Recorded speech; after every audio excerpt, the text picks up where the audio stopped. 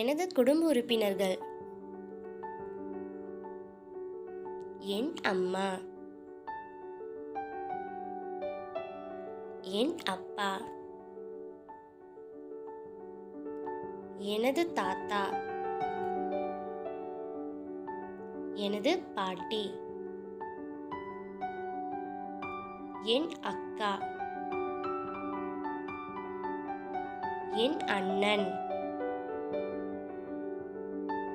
எனது தம்பி,